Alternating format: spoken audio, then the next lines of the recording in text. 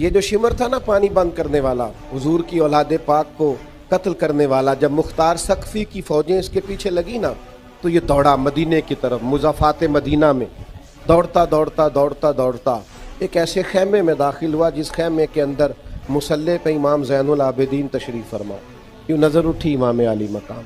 दुख भी नहीं बंदे को भूलते, दुश्मन भी बंदे को नहीं भूलते, जिसने तकलीफ़ दी हो वो भी अक्सर याद आता है। तो इमाम ने यूँ नज़र उठाई, देखा चूँकि वो दौड़ा आया था और गर्मी का मौसम था तो सांस फूला हुआ था। तो इमाम फरमाने लगे पानी पिलाऊं? पानी पिलाऊं किसको? जिसने पानी बंद किया। शिमर समझा कि इन्होंने पहचाना नहीं। इमाम उठे, मटके से पानी प्याले में डाला और भर के दिया, कहा पी लो। प्यास बड़ी शदीद थी, वो पी गया। इमाम ने एक प्याला और भर के दिया, तीसरा प्याला और दिया, जी भर के पानी पी लिया, थोड़ा सस्ता लिया, सांस बहाल हो गई। इमाम मुसल्ले पे चले गए। उसे भी महसूस हुआ कि जो फौज मेरे पीछे लगी थी वो दाएं बाएं हो गई। वो बाहर निकला, बाहर जाके ना तो वो शर्म से पानी पानी हो गया। लौट कर फिर अंदर आया तो उसे पता था कि फौजें मेरे पीछे हैं, मरना तो मैंने है ही, तो एक सच ना बोल जाऊं जाते जाते। कहने लगा ज़ैनुल आबिदीन शायद पहचाना नहीं, शर्म से गर्दन झुकी हुई, शायद आपने पहचाना नहीं।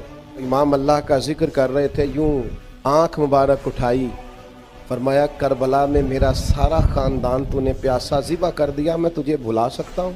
तू जैसे ही अंदर आया है मुझे 6 माह के अली असगर की वो खून में लथपथ लाश मुबारक याद आ गई थी। तू जैसे ही अंदर आया मुझे चचा अब्बास के कटे हुए बाजू और उनकी दर्द याद आई थी। और तू जैसे ही अंदर आया है मुझे अपने बाप का नेज़े पे चढ़ा हुआ सर याद आया था। कहते कहते इमाम के फिर आंसू निकले। आंसू पूछे तो शिमर घुटनों के बल बैठ गया।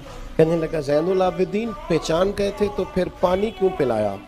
तो इमाम ने यूं करके आंसू पूछे। कहने लगे मजबूर बड़ा हूँ ना, अली का पोता हूँ मैं, अली का पोता हूँ, सैयदा का पोता हूँ मैं, हुसैन का बेटा हूँ। मेरे घर का रिवाज ही कुछ इस तरह का है, मैं अपनी खानदानी वजाहत से मजबूर हूँ। तुम्हारा काम पानी बंद करना है। हमें सिखाया गया है दुश्मन भी आए तो प्याले भर भर के पिलाना है।